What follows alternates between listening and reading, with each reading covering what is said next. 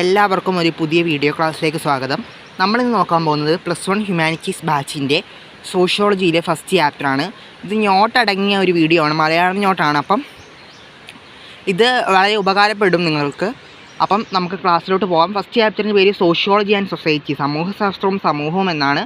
അപ്പോൾ ഇനി നമുക്ക് വരാൻ പോകുന്നത് നമ്മുടെ +1കാരായാലും +2കാരായാലും നമുക്ക് വരാൻ പോകുന്ന എക്സാംസാണ്. നമ്മുടെ Christmas exam, model exam, public exam. അപ്പോൾ ഇതിനു വേണ്ടി നിങ്ങൾ ഹ്യൂമാനിറ്റീസ് കുട്ടിയാണെങ്കിൽ നിങ്ങൾക്ക് ഈ ചാനൽ വളരെ ഉപകാരപ്പെടും. കാരണം നമ്മൾ വളരെയധികം ഇമ്പോർട്ടൻ്റ് ആയിട്ടുള്ള ക്വസ്റ്റ്യൻസും ടോപ്പിക്സും നോട്ട്സും ഒക്കെ തന്നെ പറഞ്ഞു തരുന്നുണ്ട്. അത് നിങ്ങൾക്ക് വളരെയധികം ഉപകാരപ്പെടും. അപ്പോൾ നമുക്ക് നേരെ ക്ലാസ്സിലോട്ട് പോകാം. നിങ്ങൾ ചാനൽ ആദ്യമായിട്ടാണ് കാണുന്നതെങ്കിൽ ഒന്ന് ഹ്യൂമാനിറ്റീസ് വിദ്യാർത്ഥിയാണെങ്കിൽ ഒന്ന് സബ്സ്ക്രൈബ് ചെയ്യുക. കാരണം നിങ്ങൾക്ക് ഉപകാരപ്രദമായിട്ടുള്ള വീഡിയോസ് എങ്ങനെയാണെങ്കിലും ലഭിക്കും. അതേപോലെ തന്നെ നിങ്ങൾ ലൈക്ക് ചെയ്തില്ലെങ്കിലും കുഴപ്പമില്ല, വീഡിയോ ഒന്ന് കമൻറ്റ് ചെയ്യുക. കമൻറ്റ് ചെയ്യുമ്പോൾ നമുക്ക് കുറച്ചും കൂടി പ്രചോദനം കിട്ടും, നമുക്ക് കുറച്ചും കൂടി വീഡിയോകൾ ചെയ്യാൻ പ്രചോദനം കിട്ടും. അപ്പോൾ നമ്മുടെ ഫസ്റ്റ് ചാപ്റ്ററിൻ്റെ പേര് സമൂഹശാസ്ത്രവും സമൂഹവും എന്നാണ്, സോഷ്യോളജി ആൻഡ് സൊസൈറ്റി. നമുക്ക് ഈ ചാപ്റ്ററിന് മുന്നോടിയായിട്ട് കുറച്ച് കാര്യങ്ങൾ പറയാനുണ്ട്. ബേസിക്കായിട്ട് 19-ാം നൂറ്റാണ്ടിൻ്റെ മധ്യത്തിൽ പശ്ചിമ യൂറോപ്പിലാണ് സോഷ്യോളജി അല്ലെങ്കിൽ സമൂഹശാസ്ത്രം എന്ന വിഷയം ഉത്ഭവിച്ചത് അല്ലെങ്കിൽ ആവിർഭവിച്ചത്. എവിടെയാണ്? 19-ാം നൂറ്റാണ്ടിൻ്റെ മധ്യത്തിൽ പശ്ചിമ യൂറോപ്പിലാണ് എന്ത് ചെയ്തിട്ടുള്ളത്, നമ്മുടെ ഈ സോഷ്യോളജി ഉത്ഭവിച്ചത്. സമൂഹശാസ്ത്രം സമൂഹത്തെക്കുറിച്ചുള്ള ചിട്ടയായ അല്ലെങ്കിൽ ശാസ്ത്രീയമായ പഠനമാണ്. ഇത് നിങ്ങൾ സ്കൂളിലൊക്കെ ടീച്ചേഴ്സ് പറഞ്ഞിട്ടുണ്ടാവും അല്ലേ? സമൂഹത്തെക്കുറിച്ച് പഠിക്കുന്ന വിഷയമാണെന്ത്? സമൂഹശാസ്ത്രം അല്ലെങ്കിൽ സോഷ്യോളജി എന്ന് പറയുന്നത്. Sociology studies about the society അല്ലേ? സോഷ്യോളജിയുടെ പിതാവ് അഗസ്ത് കോംതെ ആണ്. ഓക്കെ, നമുക്കറിയാം ഫാദർ ഓഫ് സോഷ്യോളജി ആരാണ്? അഗസ്ത് കോംതെ ആണ്. അത് നിങ്ങളോട് എക്സാമിന് 1 വേർഡായിട്ട് ചോദിക്കും. സോഷ്യോളജിയുടെ പിതാവ് ആരാണ്? അഗസ്ത് കോംതെ ആണ് സോഷ്യോളജിയുടെ ഫാദറായിട്ട് അല്ലെങ്കിൽ പിതാവായിട്ട് അറിയപ്പെടുന്നത്.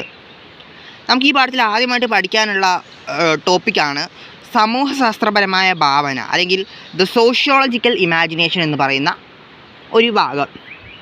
അത് അവതരിപ്പിച്ചത് പ്രശസ്ത അമേരിക്കൻ സമൂഹശാസ്ത്രജ്ഞനായ അല്ലെങ്കിൽ പ്രശസ്ത അമേരിക്കൻ സോഷ്യോളജിസ്റ്റായ സി റൈറ്റ് മിൽസ് അല്ലെങ്കിൽ CW മിൽസ് ആണ് എന്ത് ചെയ്തിട്ടുള്ളത്, നമ്മുടെ ഈ സോഷ്യോളജിക്കൽ ഇമാജിനേഷൻ അല്ലെങ്കിൽ സമൂഹശാസ്ത്രപരമായ ഭാവന എന്ന സിദ്ധാന്തം അല്ലെങ്കിൽ സങ്കല്പം അവതരിപ്പിച്ചിട്ടുള്ളത്. സമൂഹശാസ്ത്ര ഭാവന എന്താണ് പറയുന്നത് നമുക്ക് നോക്കാം. എക്സാമിന് 2 മാർക്കിനോ 1 വേർഡായിട്ടോ ചോദിക്കുന്ന ഒരു ഭാഗമാണിത്. അപ്പോൾ ഈ ഭാഗം നിങ്ങൾ നന്നായിട്ട് പഠിക്കണം. സമൂഹശാസ്ത്ര സങ്കല്പം അല്ലെങ്കിൽ സോഷ്യോളജിക്കൽ ഇമാജിനേഷൻ. അമേരിക്കൻ സോഷ്യോളജിസ്റ്റായ CW മിൽസ് അവതരിപ്പിച്ച ആശയമാണ് സമൂഹശാസ്ത്രപരമായ സങ്കല്പം. വ്യക്തിപരമായ പ്രശ്നവും സാമൂഹിക പ്രശ്നവും എങ്ങനെ ബന്ധപ്പെട്ടിരിക്കുന്നു എന്ന് അദ്ദേഹം വിശദീകരിക്കുന്നു. ഒരു കാര്യത്തെ സാമൂഹികപരമായി വീക്ഷിക്കാനുള്ള കഴിവാണിത്. സമൂഹശാസ്ത്രപരമായ ഭാവനയുള്ള ഒരു വ്യക്തിയെ സംബന്ധിച്ചിടത്തോളം സാഹചര്യങ്ങൾക്കനുസരിച്ച് മുന്നേറാൻ കഴിയുന്നു. എന്താണ് പറയുന്നത് സോഷ്യോളജിക്കൽ ഇമാജിനേഷൻ? ഇതൊരു തിയറിയാണ്. ഈ തിയറി കൊണ്ടുവന്നത് പ്രശസ്ത അമേരിക്കൻ സോഷ്യോളജിസ്റ്റായ CW മിൽസ് അല്ലെങ്കിൽ സി റൈറ്റ് മിൽസ് ആണ്. അപ്പം അദ്ദേഹം പറയുന്നത് വ്യക്തിപരമായ പ്രശ്നവും പൊതുപ്രശ്നവും തമ്മിൽ എങ്ങനെ ബന്ധപ്പെട്ടിരിക്കുന്നു അല്ലെങ്കിൽ അതിനെ എങ്ങനെ കണക്ട് ചെയ്യുന്നു എന്നാണ് അദ്ദേഹം പഠിച്ചത്. അതായത് പബ്ലിക് പ്രോബ്ലംസും പേഴ്സണൽ പ്രോബ്ലംസും തമ്മിലുള്ള ബന്ധം, ആ റിലേഷൻ പഠിക്കാനാണ് എന്ത് ചെയ്തത് ഈ CW മിൽസ് മനസ്സിലാക്കിയിട്ടുള്ളത് അല്ലെങ്കിൽ ശ്രമിച്ചിട്ടുള്ളത്. അദ്ദേഹം പറയുന്നു, എന്താ പറയുന്നത്, വ്യക്തിപരമായ പ്രശ്നവും സാമൂഹിക പ്രശ്നവും തമ്മിൽ ബന്ധപ്പെട്ടിരിക്കുന്നു. ഒരു കാര്യത്തെ സാമൂഹികപരമായി വീക്ഷിക്കുവാനുള്ള കഴിവാണെന്ത് സോഷ്യോളജിക്കൽ ഇമാജിനേഷൻ അല്ലെങ്കിൽ സമൂഹശാസ്ത്രപരമായ ഭാവന എന്ന് പറയുന്നത്.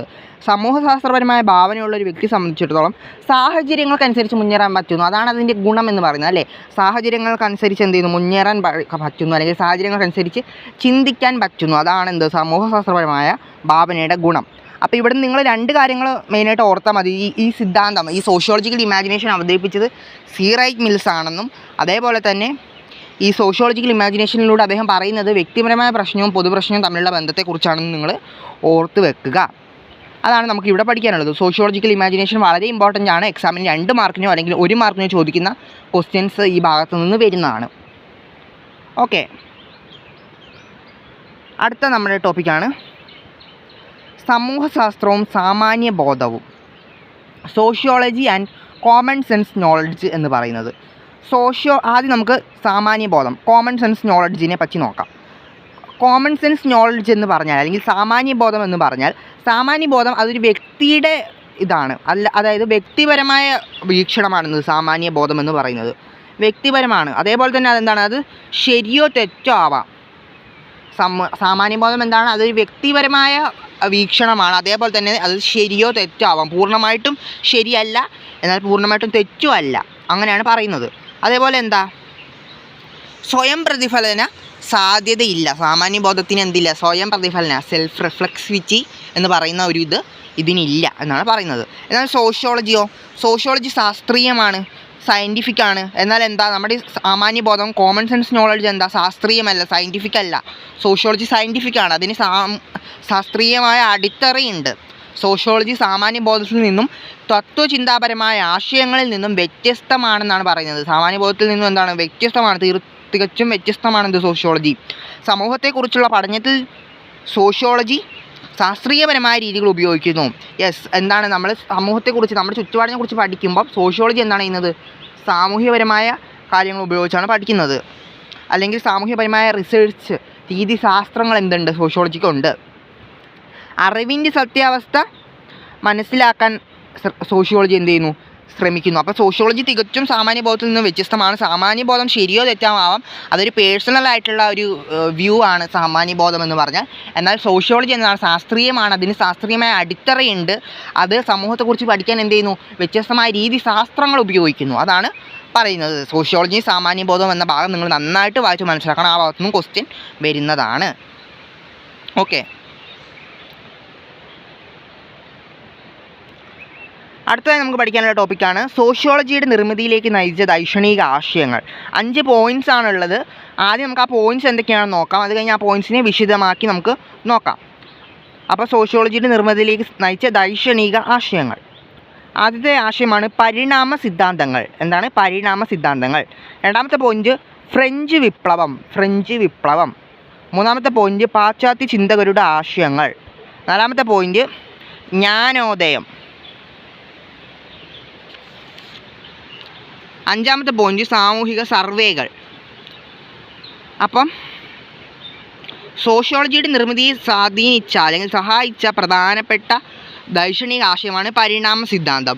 ഡാർവിൻ്റെ, നമുക്കറിയാം അല്ലേ, ചാൾസ് ഡാർവിൻ. പരിണാമ സിദ്ധാന്തം കേൾക്കുമ്പോഴും നമ്മുടെ മനസ്സിൽ വരുന്ന പേരാണെന്ത്, ചാൾസ് ഡാർവിൻ. ഈ ചാൾസ് ഡാർവിൻ്റെ ആശയങ്ങളെ അടിസ്ഥാനമാക്കി സമൂഹത്തെ പലരും ഒരു ജൈവ വസ്തുവായി താരതമ്യം ചെയ്യാൻ തുടങ്ങി.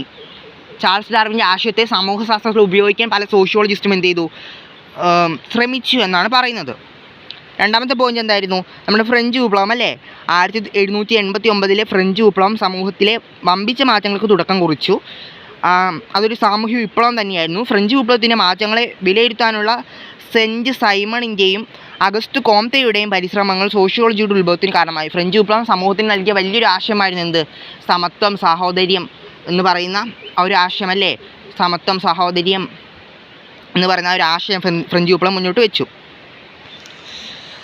അടുത്ത പോയിൻ്റായിരുന്നു നമ്മുടെ ജ്ഞാനോദയം.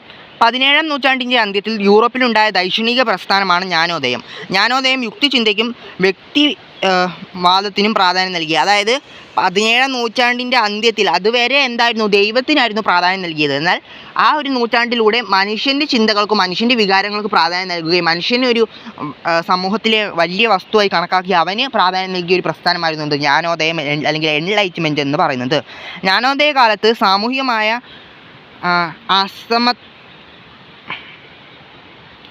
അവസ്ഥകൾ മനസ്സിലാക്കുന്നതിനായി സർവേ നടത്തുന്ന സമ്പ്രദായം ആരംഭിച്ചു. സാമൂഹ്യ സർവേ അല്ലെങ്കിൽ സോഷ്യൽ സർവേ അങ്ങനെ സോഷ്യോളജിയിലെ മുഖ്യ അന്വേഷണ രീതിയെ മാറുകയും ചെയ്തു. നമ്മുടെ സോഷ്യോളജിയുടെ 5ാമത്തെ ചാപ്റ്ററിൽ പഠിക്കുന്നുണ്ട് സോഷ്യോളജിയിലെ റിസർച്ച് മെത്തേഡ്.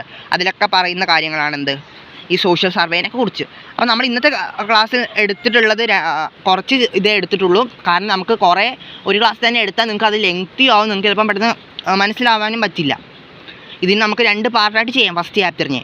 അപ്പം ഇന്നത്തെ വീഡിയോയിൽ നമ്മൾ മനസ്സിലാക്കിയിട്ടുള്ളത് സോഷ്യോളജിക്കൽ ഇമാജിനേഷനെ കുറിച്ച് പഠിച്ചു, സമൂഹശാസ്ത്രപരമായ ഭാവനയെ കുറിച്ച് പഠിച്ചു. പിന്നെ അതേപോലെ തന്നെ നമ്മുടെ ഈ സോഷ്യോളജിയുടെ ഉത്ഭവത്തിന് കാരണമായ കാര്യങ്ങളെക്കുറിച്ചും നമ്മൾ എന്ത് ചെയ്തു, മനസ്സിലാക്കി. പിന്നെ സോഷ്യോളജിയും കോമൺ സെൻസ് നോളജും സാമൂഹ്യശാസ്ത്രവും സാമാന്യബോധവും തമ്മിലുള്ള ബന്ധത്തെക്കുറിച്ച് നമ്മൾ മനസ്സിലാക്കി. പെട്ടെന്ന് പറയുമ്പോൾ നിങ്ങൾക്ക് മനസ്സിലാവുന്നില്ലെങ്കിൽ നിങ്ങൾ അതും കൂടി ഒന്ന് കമൻറ്റ് ചെയ്ത് പറയുക. നിങ്ങളുടെ അഭിപ്രായങ്ങളെല്ലാം പറയുക. വീഡിയോ മെച്ചപ്പെടുത്തണമെങ്കിൽ അതും കൂടി നിങ്ങൾ പറയുക. അപ്പം അടുത്തൊരു വീഡിയോയുമായിട്ട് നമുക്ക് ഉടനെ കാണാം.